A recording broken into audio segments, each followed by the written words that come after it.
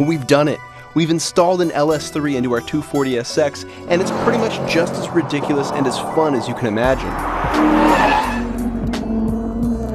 Before we can get into the tire smoke and the craziness, we'll start with the swap itself to show what went into creating the 240SS.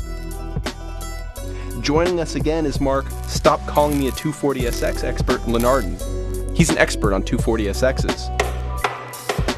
Also, we have a local guy, Alex, from a company called L-Spec to give us a hand.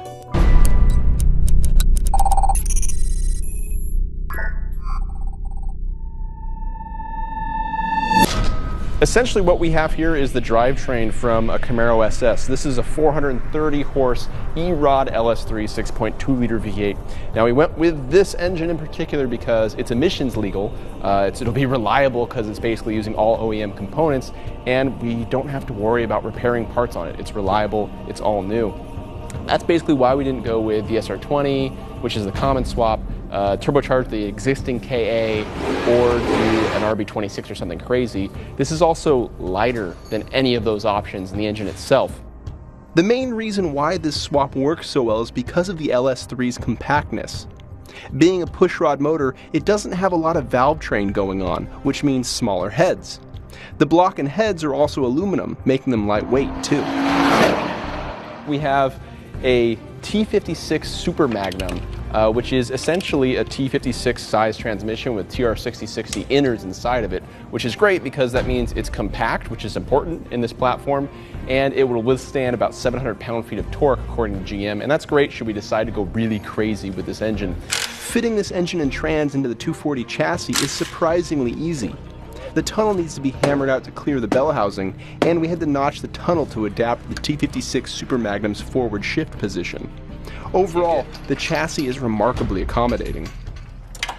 Now, if you want to put a Chevy V8 in your 240SX, you're going to need a swap kit to do it. And for that, we turned to Fueled Racing, and they sent us this really comprehensive kit, which is all the hardware you need to get this done, essentially. We have a new clutch master cylinder, we have motor mounts, we have transmission mount, we have a new oil pan from Moroso, we have a drive shaft, we have all these lines, we have an oil filter relocation kit. And if we wanted to go further, we could have. They also do headers, powder coated, any color you like, intakes, and all this and that. This is a really comprehensive kit. It should help a lot during our swap process. While getting the driveline in place took a day, routing and relocating everything else around it took much longer.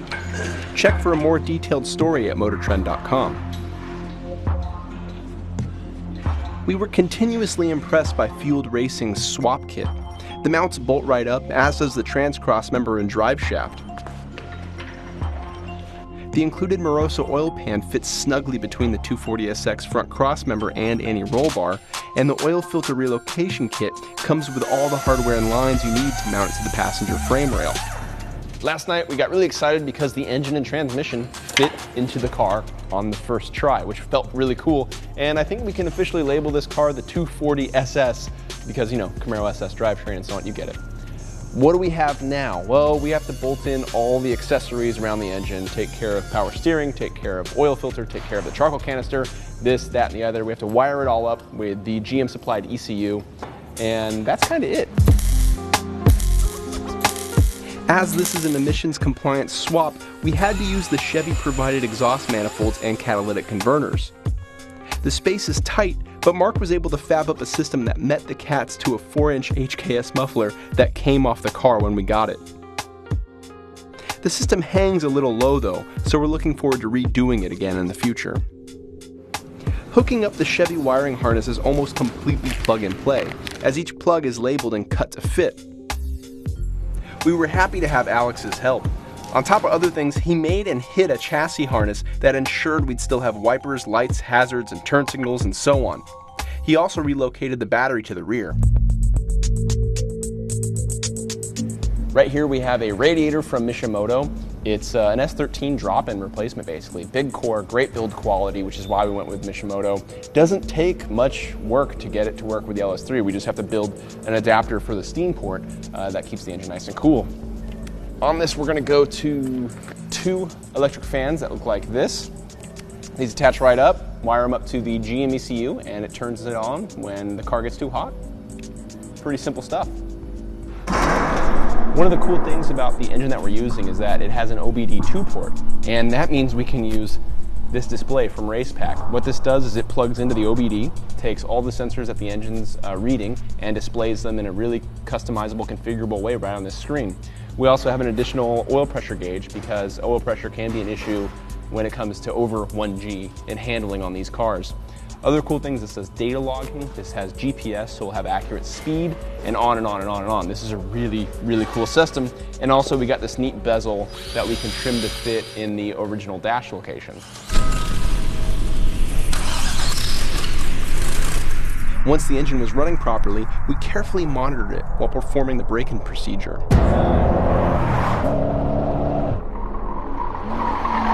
After that, we finally got the suspension aligned and quarter balanced the car. Then it was time to drive it.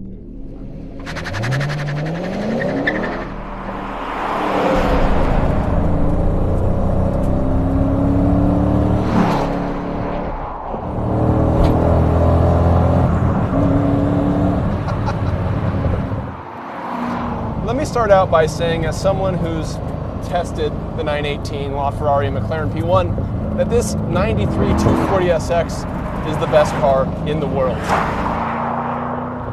I might be a little biased because of the time I've spent working on it. Maybe this is kind of what it feels like to be a father of a newborn. But this thing is the best thing I've driven. Now, why is this car so great? Well, there's the obvious things. It's a 430 horsepower car that weighs 2,800 pounds. I mean, you could just hear that and know that this car is going to be fun. But what I'm surprised about is that we've managed to take the fundamental strengths of the S13 240SX chassis. We haven't screwed them up a lot. You know, the 240SX traits are still here. Great visibility, really nice and easy to put the car in a line. It's nice and low, feels like it has a low center of gravity. And adding this V8 didn't add any significant amount of weight, which is probably the best part. It adds so much in terms of fun, but nothing in terms of downside. Our scales show the 240SS weighs in at 2,808 pounds, meaning it's picked up just 68 pounds from the swap. Add in the big wheels and brakes and suspension and other parts we've included, and the 240 has gained 100 pounds since we started working on it. But crucially, the weight balance hasn't changed. The speed of the thing has changed dramatically. Oh. What's really satisfying about this 6.2 liter V8 is the response. Now, you don't get that with forced induction engines, or at least with turbocharged engines. You don't have that just linear behavior. As soon as you pick up the throttle, you know exactly how much torque you're going to get. And by the way, it's a lot of torque.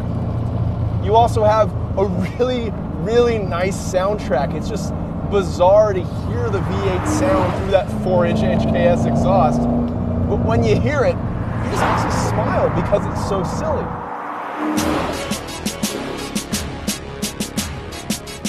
The steering is light, just like a Ferrari F12, just like the LaFerrari.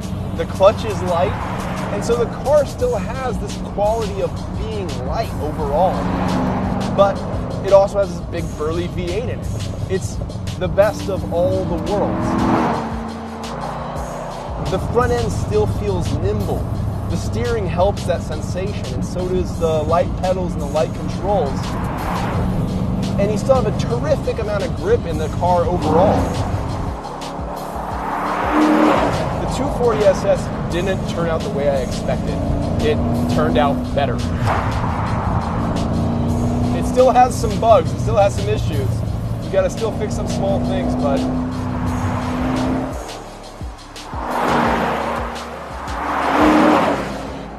while I babied the launch for fear of breaking an axle, the 240SS hit 60 miles an hour in 4.1 seconds.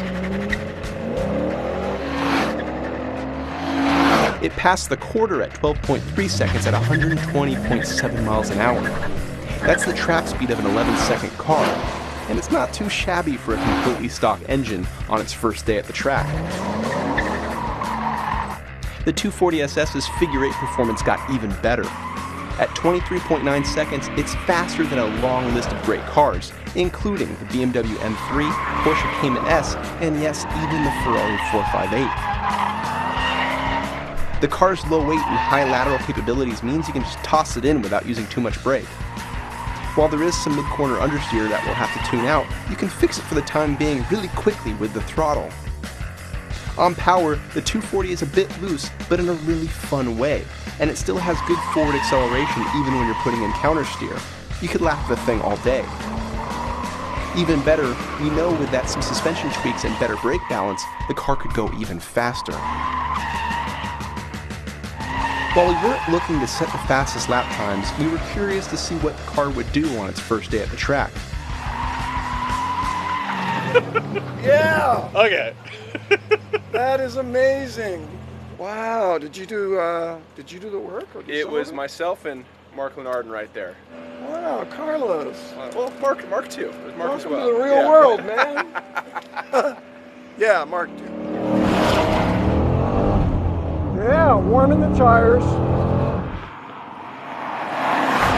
It's light and quick. A little too much understeer through the long sweepers. Great transmission. Don't like the brakes, no ABS. I've been spoiled here coming into one. 240 wants to lock that inside tire. I'm wondering if we have enough suspension travel in the front of the car. I think it might be bottoming. Broad power band. It's a wonderful engine. I gotta be a little careful with the brakes. And the bumpy curving kink, that brake zone was a great place to have ABS, and we don't. I'm still trying to decide whether it's underdamped or overdamped. I think it might be a little underdamped.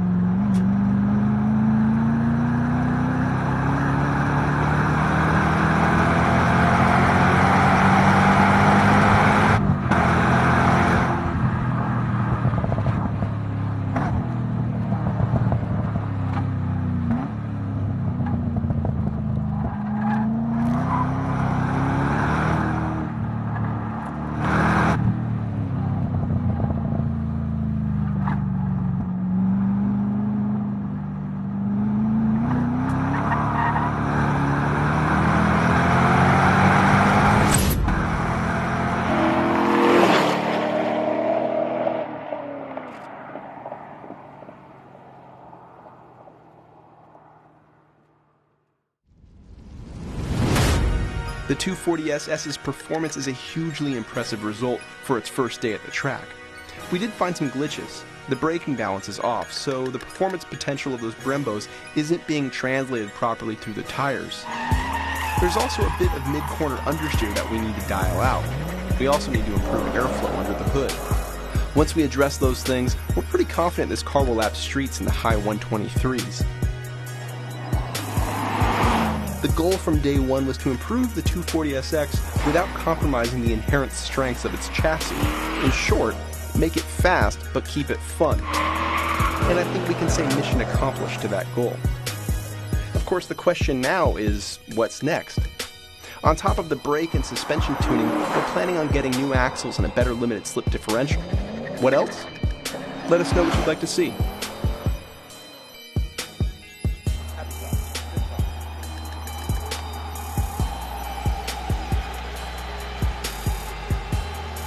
runs great. It overheated.